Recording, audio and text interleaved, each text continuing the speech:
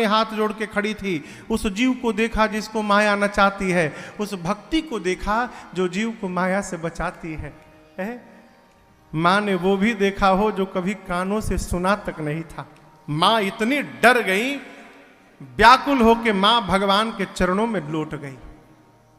भगवान फिर से छोटा बालक का रूप धारण किए। कौशल्या मैया ने हाथ जोड़ लिया, कहा प्रभु जगत पिता मैं सुत करी जाना, इसलिए स्तुति करी न जाए भय माना। मां कहती है प्रभु आपकी माया के कारण जगत के पिता को मैंने अपना पुत्र मान लिया था नाथ, मैं आपको अपना पुत्र मान रही थी, लेकिन पता चला प्रभु आप मेरे पुत्र नहीं हैं, आप जगत के पिता हैं। आपके स्वरूप का दर्शन प्राप्त हुआ, न प्रारंभ का पता चल रहा था न अंत का पता चल रहा था। इतना भय लग रहा है प्रभु कहां से स्तुति प्रारंभ करूं कहां पूर्ण करूं, समझ में नहीं आ रहा। भगवान बोले यही बताने के लिए दिखाया मैं आपको। एक साथ मंदिर और पालने में देखकर आप घबरा गए। मैं जीव नहीं हूं मां, जगदीश हूं। मैं चाहूं तो धरती के कोने कोने में प्रकट होने की शक्ति रखता हूं, जहां चाहूंगा वहीं प्रकट हो जाऊंगा। मां गदगद भई, दर्शन मिला। भगवान ने कहा मां एक प्रार्थना है, जो दिखाया हूं आपको न किसी से बताइएगा मत। अब यहां एक प्रसंग का एक भाव समझिएगा। राम जी दशरथ जी को एक बार भी अपना विराट रूप नहीं दिखाएं, लेकिन कौशल्या मैया को दो दो बार दिखा दिए। क्यों? ये प्रसंग कहता है आप संसार से तो अपने को छिपा सकते हैं, लेकिन जन्म देने वाली माँ से अपने को नहीं छिपा सकते।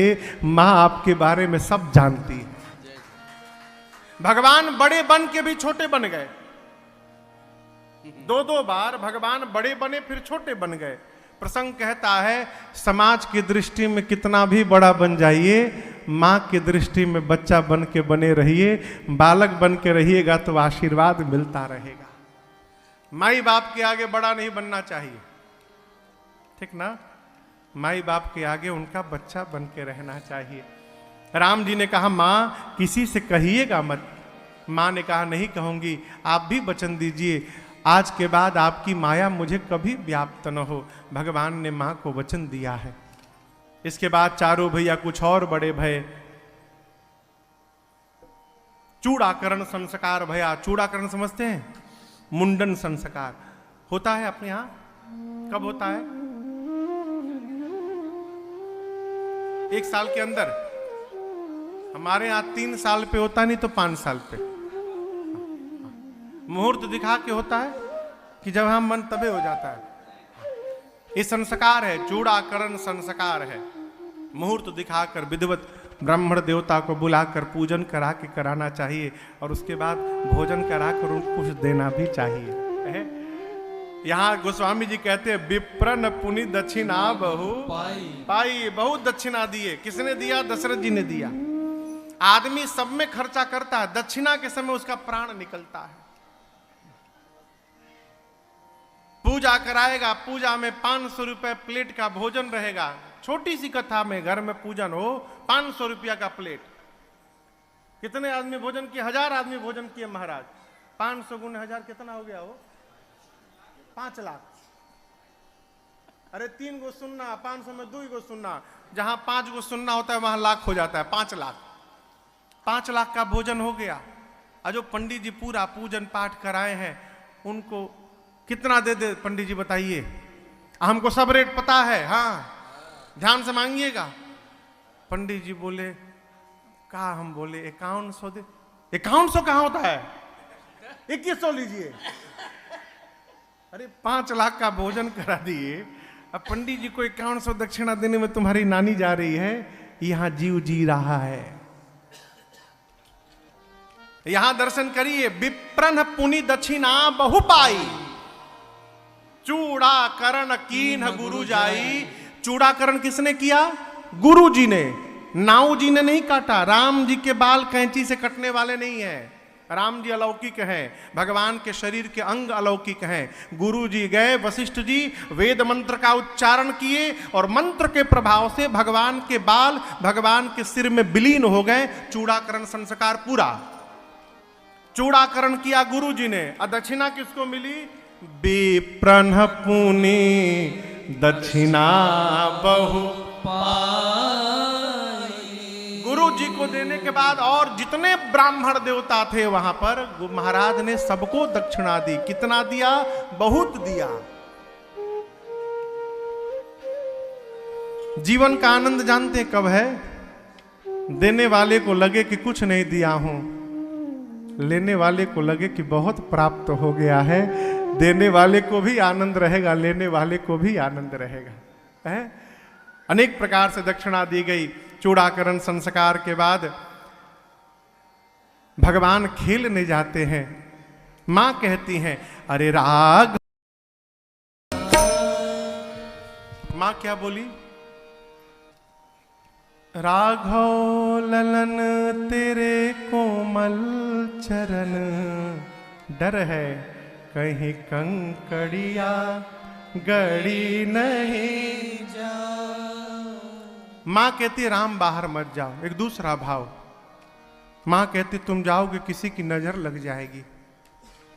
अरे राघव खेलन को दूर मत जाओ, नजर तोहे लग जाएगी। राम जी बोलते मां तुम लक्ष्मण को काला टीका क्यों लगाती हो? काला रंग का यहाँ पे नजर न लगे। मैं पहले से काला हूं, मुझे किसकी नजर लगेगी? जाने दो। मां कहती बाहर जाओगे खेलोगे, लागत घाम बदन कुम्हिलई है, प्यास लगे चेहरा मुरझई है। राघव ऊधम अधिक मत मचाओ, नजर तो है लग जाएगी। राम जी बोले मां छाता लेके जाऊंगा, छाता लेके जाऊंगा, मां धूप नहीं लगेगी ना। अच्छा। मां बोली यदि गरम गरम लू चलने लगी तो? सरिस कुसुम सम देह तुम्हारी, सरजू तट चले गरम बयारी। वहां बहुत गरम गरम हवा चलेगी सरजू जी के किनारे। छाता से तो सिर बचाओगे, और लू चलेगी उससे कैसे बचोगे? अब राम जी तो यहां फंस गए। पहले माई बोली पांव जल जाएगा, राम जी बोले खड़ाऊ पहन के जाऊंगा। फिर माई बोली चेहरा मुरझा जाएगा, राम जी बोले छाता लेके जाऊंगा। फिर माई बोली तेज गरम गरम हवा चलेगी तब। अब राम जी फंस गए, उससे कैसे बचेंगे? बोले माई कहाँ खेलूं? माँ बोली लालन यही आंगन में खेल हो, कल बल बचन तो तरे बोल हो। राघव इन अखियों की प्यास बुझाओ, नजर तो है लग जाए। मेरी मां कौशल्या क्षण भर के लिए भी रघुनाथ जी को दूर नहीं भेजना चाहती है। आप जाने की बात न कीजिए, मैंने जी भर के देखा नहीं है। आप जाने की बात न कीजिए। माँ भेजना नहीं चाहती। भगवान भाइयों के साथ आंगन में सरजू जी के गलियों में, सरजू जी के तट पर अयोध्या की गलियों में खेलते हैं। कुछ बड़े भय, कुमार अवस्था आई और चारों भाइयों का यज्ञोपवीत संस्कार भया। यज्ञोपवीत समझते हैं? जनेऊ, जनेऊ भया। यज्ञोपवीत धारण करने के बाद बटुक वेद पढ़ने का अधिकार प्राप्त करता है। कब? कब? यज्ञोपवीत संस्कार के बाद वहां पर उसका दोबारा जन्म होता है, इसलिए उसको द्विज कहते हैं। यज्ञोपवीत में द्विजत्व का वर्ण होता है, हम दोबारा जन्म लेते हैं, संस्कार होते हैं। गुरुजी गायत्री मंत्र देते हैं कान में यज्ञोपवीत के समय। बिना यज्ञोपवीत के गायत्री मंत्र बोलना भी अपराध है। बोलना, लोग छोटे छोटे बच्चों से गायत्री मंत्र पढ़वा रहे हैं, इसको बंद करिए। बिना यज्ञोपवीत हुए गायत्री मंत्र नहीं बोल सकते। यज्ञोपवीत के समय उसी की दीक्षा दी जाती है कान में, और गायत्री मंत्र माइक में नहीं बोला जाता। गायत्री मंत्र पढ़ते समय अपनी आवाज अपने को नहीं सुनाई देनी चाहिए, इतना ध्यान रखा जाता है। मंत्र है, लोग तो टेप बना दिए हैं, 24 घंटा बज रहा है घर पे, बेटियां गा रही हैं। अच्छा आप बताओ, बेटियों का यज्ञोपवीत होता है क्या हो? हाँ, नहीं होता तो कैसे बोलेंगी बेटियां गायत्री मंत्र? लोग याद करवाए बैठे हैं, इसको बंद करिए, मेरी प्रार्थना है। बेटियों को याद कराना है, पौराणिक मंत्र याद कराइए, मानस की चौपाइयां याद कराइए, श्लोक याद कराइए। नीलांबुज श्यामल कोमलांगम सीता समारोपित पाणौ महाशायक चारु चापम नमामि रामं रघुवंशनाथम लोकाभिरामं रणरंगधीरं राजीवनेत्रं रघुवंशनाथं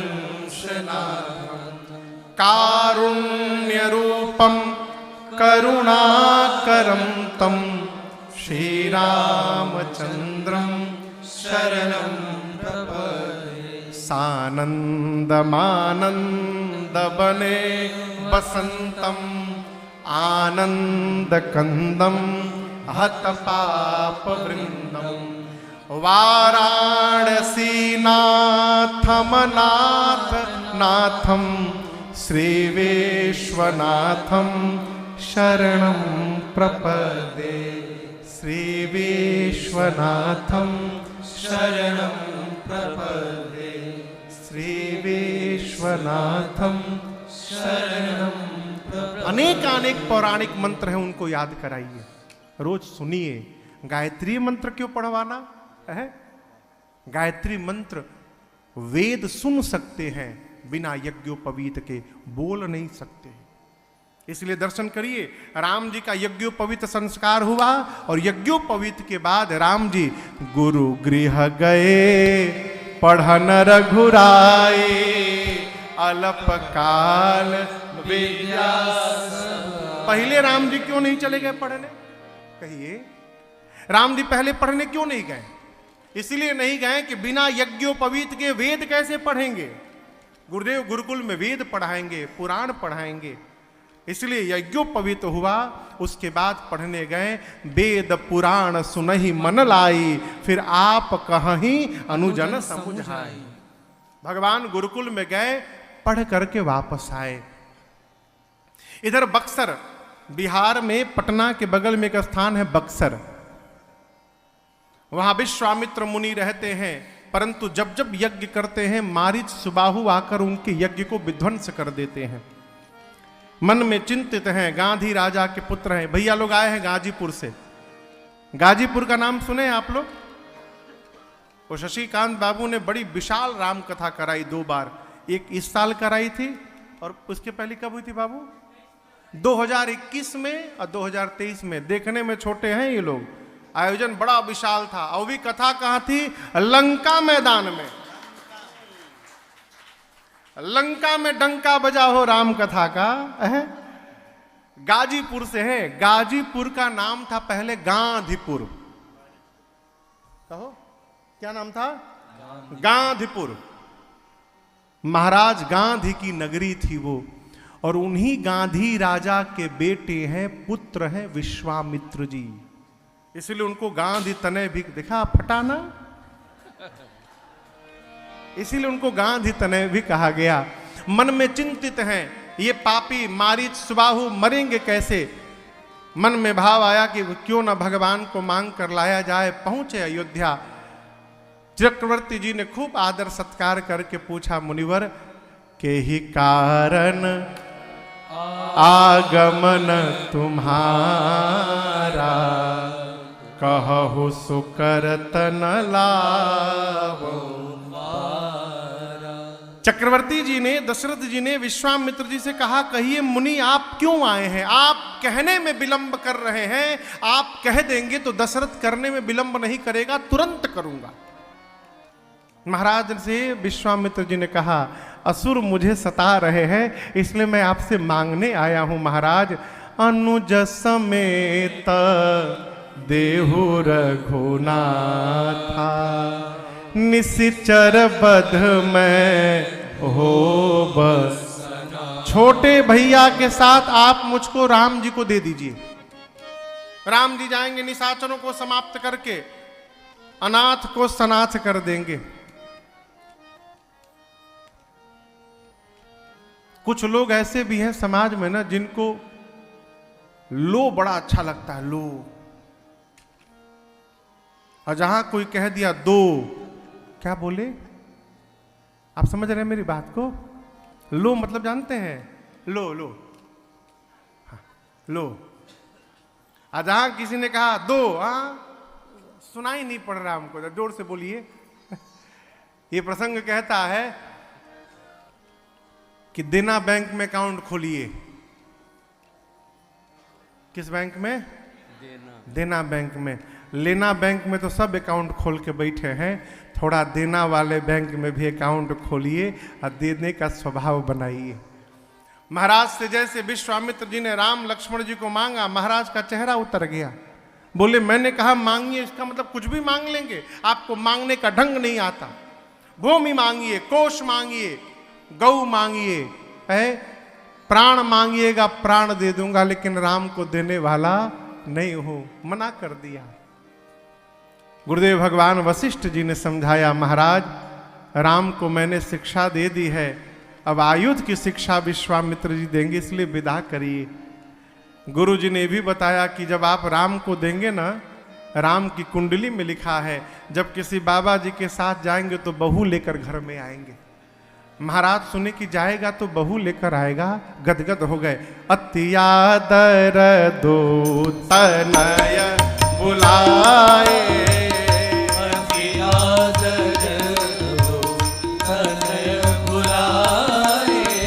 हृदय लाए बहु भांति सिखाए, हृदय लाए बहु भांति सिखाए। मेरे प्राण नाथ सुत दो, मेरे प्राण नाथ सुत दो। तुम मुनि पिता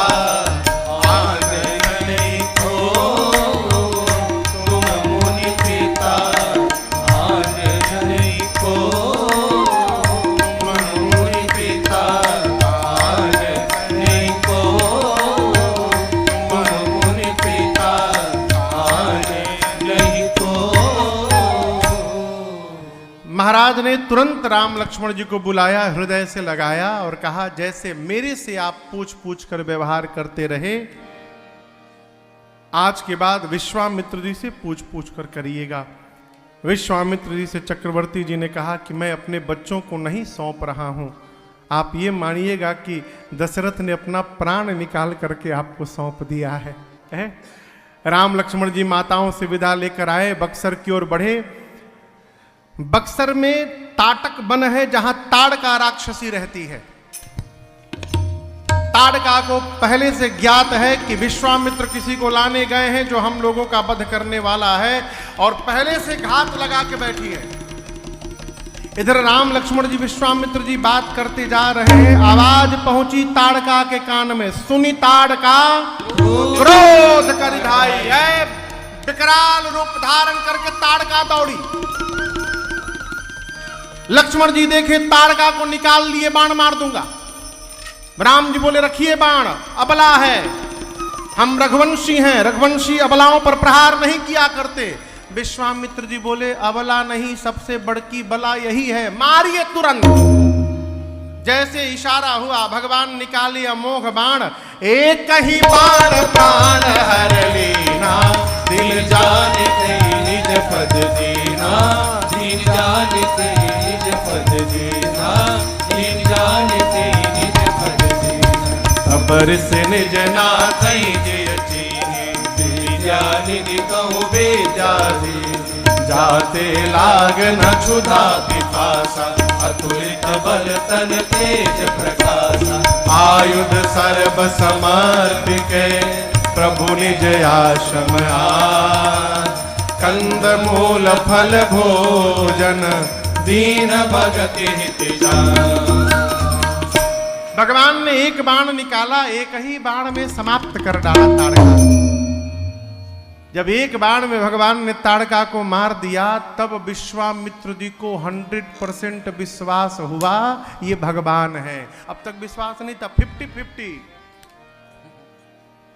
यहां दो विद्या दिए, बला अतिबला भगवान लक्ष्मण जी को, जिससे न भूख लगे न प्यास।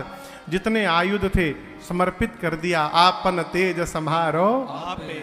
आश्रम लाए, कंद मूल फल भोजन, रात्रि विश्राम। प्रातः काल भगवान ने कहा, मुनिवर आप निर्भय होकर यज्ञ करिए, आप जीवन में सौभाग्यशाली हैं। यदि आपके पीछे कोई कहने वाला है डरिए मत, हम आपके साथ हैं, आप सौभाग्यशाली हैं। किसी को डरा देना तो सरल है माई बाप, किसी के डर को समाप्त कर देना सरल व्यवहार नहीं है। राम जी ने कहा निर्भय यज्ञ करहु तुम जाए, निर्भय होकर यज्ञ करिए। यज्ञ प्रारंभ हुआ, राम लक्ष्मण जी धनुष बाण लेकर यज्ञ के पहरे में खड़े हो गए। धुआं को देखकर मारीच सुबाहु दौड़े आसुरी सेना लेकर। मारीच को भगवान देखे तो मन में सोचने लगे, आज यदि मार दूंगा ना तो आगे सोने का हिरण कौन बनेगा, इसलिए इसको बचाना है।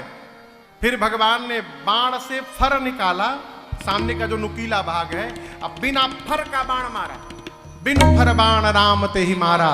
मारीच 100 योजन दूर जाकर समुद्र के किनारे गिरा। सुबाहु को भगवान ने अग्नि बाण से जलाकर भस्म कर दिया, और जितनी निशाचरी सेना थी लक्ष्मण जी एक ही बाण में सबको समाप्त कर दिए।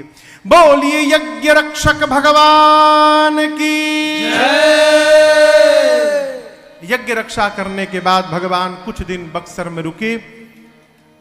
मिथिला में धनुष यज्ञ देखने के लिए राम लक्ष्मण जी को विश्वामित्र जी लेकर चले मिथिला की ओर। कुछ दिनों बाद मार्ग में भगवान ने अहिल्या जी का उद्धार किया है। गौतम ऋषि की अर्धांगिनी है मां अहिल्या, श्राप के कारण पत्थर की बन गई थी। श्राप क्यों मिला आप सब जानते होंगे, नहीं जानते हैं तो जानना भी नहीं चाहिए। इतना केवल जानिए कि उनके पति ने उनको श्राप देके पत्थर का बना दिया। देखिए सब बात जानना आवश्यक नहीं है, ठीक ना। जीवन में किसी बात से यदि किसी के चरित्र पर दोष दिखाई पड़ जाए तो उस बात को न जानना ही धर्म है, और उस बात को न कहना ही धर्म है। वहां चर्चा ही नहीं करनी साहब। गौतम जी ने श्राप दिया, मां अहिल्या पत्थर की बनी। विश्वामित्र जी ने राम जी से कहा, राम आपके चरण रज से ही इनके श्राप का मोचन है, कृपा करहो रघुबीर। और याद रखिएगा, संत जब कृपा करने के लिए कह देते हैं तो भगवान पात्रता का विचार नहीं करते, कृपा कर देते हैं। एक कथा मैं आपको सुनाऊं। एक माई को बेटा नहीं था, पुत्र। सभी दवाओं को किया डॉक्टर के पास, वैद्य के पास, इस मंदिर उस मंदिर, ये पूजा वो पूजा। 10 साल 15 साल बीत गए, संतान नहीं भई। एक दिन एक महात्मा उस माई के दरवाजे पहुंचे, सवेरे सवेरे भिक्षा मांगने। अब वो घर के आंगन को गाय का गोबर और मिट्टी मिला के घर का आंगन लीप रही थी पोतन से। पोतन समझते हैं ना, जिस कपड़े से उससे पोतन से आंगन लीप रही थी। सवेरे सवेरे महात्मा दरवाजे पे पहुंचे, मैया भिक्षा दे, भगवान तेरी सारी मनोकामना पूर्ण करेगा। अब ये वाक्य सुनते उस माई के शरीर में आग लग गई। 15 साल हो गए, जो आया बेवकूफ बना के गया, फिर आया, भिक्षा चाहिए, अभी देती हूं। जिस पोतन से पोत रही थी आंगन, वही पोतन उठा के चला के मारा महात्मा के ऊपर। महात्मा को दुख नहीं हुआ, महात्मा को उसके दुख का पता चल गया कि अवश्य किसी कष्ट में है तभी मारी है। पोतन को उठाए, झोली में डाले, अब पड़ोसी के घर में गए, जाकर पूछा इस माई को क्या कष्ट है। पड़ोसी ने पूरी बात बताई। वो महात्मा अपने आश्रम गए, जो पोतन चला के मारी थी उसको धोए, साफ पानी से धो के स्वच्छ किए, सुखाए, और सुखाने के बाद उस कपड़े की पतली पतली लंबी लंबी बाती बनाए, फाड़ फाड़ के उस कपड़े से बाती बना के, और अपने आश्रम के ठाकुर जी के सामने दिए में उस बाती को रखकर और तेल भर करके बोले, प्रभु उस माई के पास देने के लिए कुछ नहीं था, यही केवल था प्रभु, और उस माँ ने जो दिया आपकी सेवा में लगा दिया हूं नाथ, उसकी मनोकामना पूरी करो प्रभु। और कहते हैं 1 साल बाद उस माई के घर में लल्ला ने जन्म ले लिया हो। ये संत जब कोई बात भगवान से कह दे तो भगवान पात्रता का विचार नहीं करते। यहां गुरुदेव भगवान विश्वामित्र जी ने कहा राम जी से, राम कृपा करहु रघुबीर। जैसे गुरु जी ने कहा, भगवान ने तुरंत चरण रज का स्पर्श कराया। अहिल्या जी जो पत्थर की थी चैतन्य हो गई, भगवान से प्रार्थना की। और यहां एक निवेदन करूंगा, कार्य मंगलदायक है कि अमंगलदायक है, बीच में न कहिए, पहले प्रतीक्षा करिए कार्य का परिणाम कैसा निकल रहा है। समाज की दृष्टि में अहिल्या जी को गौतम जी ने शाप दिया था ना। भगवान ने कहा कि आपके पति ने आपको शाप दे दिया। अहिल्या जी ने कहा, प्रभु शाप नहीं दिया, मेरा उद्धार कराया है। क्यों? आज पता चला है। आज तक तो मैं भी यही समझ रही थी शाप दिया है, लेकिन आज पता चला उद्धार कराया है नाथ। शाप न दिया होता ना तो अहिल्या को रघुनाथ का दर्शन भी नहीं मिला होता। जिसने आपका दर्शन प्राप्त करा दिया, ये उद्धार है प्रभु।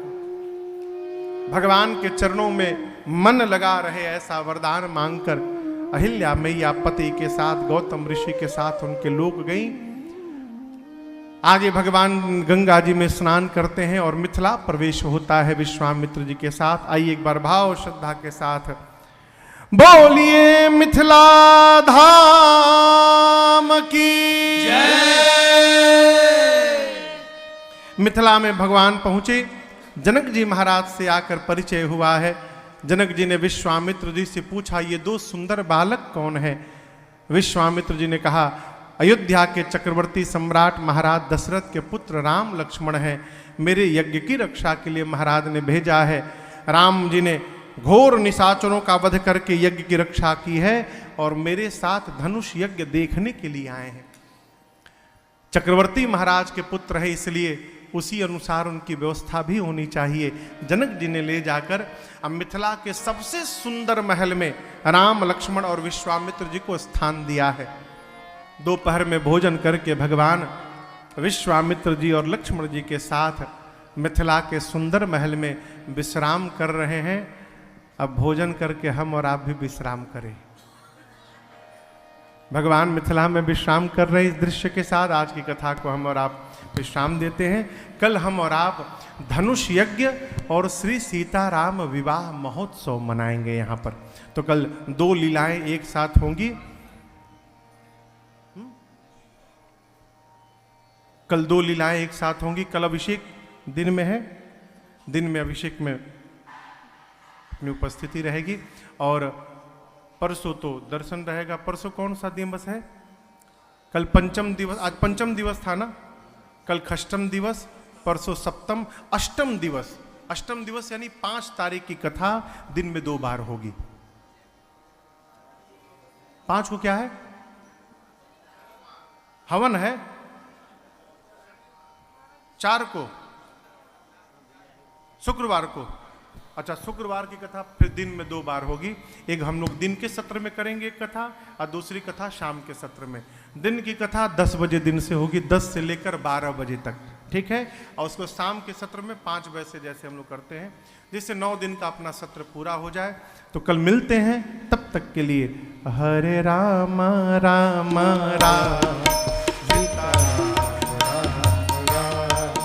हरे राम राम राम सीता राम राम राम हरे राम राम राम सीता राम राम राम हरे राम राम राम सीता राम राम राम हरे राम राम राम सीता राम राम राम हरे राम राम राम सीता राम राम राम कथा विसर्जन आज की प्रभु शंभुनाथ हनुमान राम लखन सीता की सदा करो कल्याण हरे राम राम राम सीता राम राम राम हरे राम राम राम सीता राम राम राम सीता राम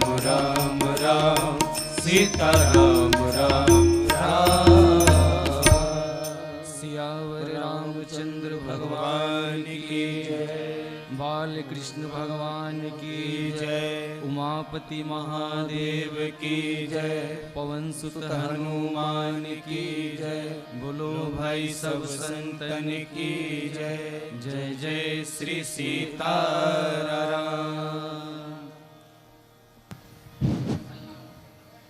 हेलो भैया, सबको सादर जय सिया राम।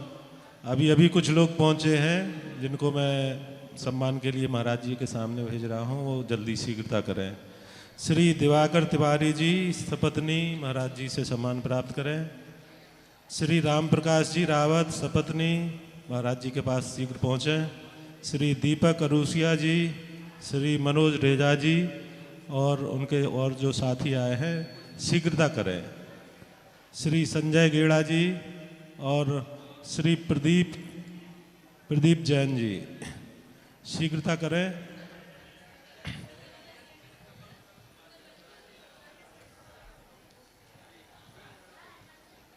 श्री प्रदीप जैन जी जल्दी जल्दी आएं, जो सपत्नी हैं शीघ्रता से पधारें। महाराज जी ने जैसा कि अभी बताया कि कल दिन में अभिषेक रहेगा, फिर परसों 2 सत्र में कथा रहेगी, क्योंकि शुरू के एक दिन कथा समय से स्टार्ट नहीं हो पाई थी।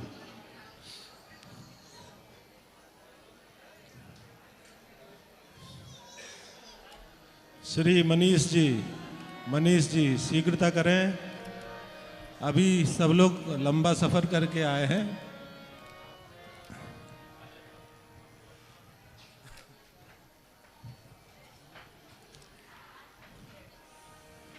महाराज जी, ये कथाओं के क्रम में 2019 में बद्रीनाथ में कथा हुई थी। उसके बाद ऐसा मन में विचार आया कि धामों में कथा होनी चाहिए, यहाँ लोगों को भागने का मौका कम मिलता है। इसके बाद 2025 में श्री द्वारकाधीश जी के लिए प्रस्थान करेंगे, और ईश्वर की कृपा रही तो जगन्नाथपुरी 2028 में। हम भगवान से प्रार्थना करते हैं हमारा मनोरथ पूर्ण हो।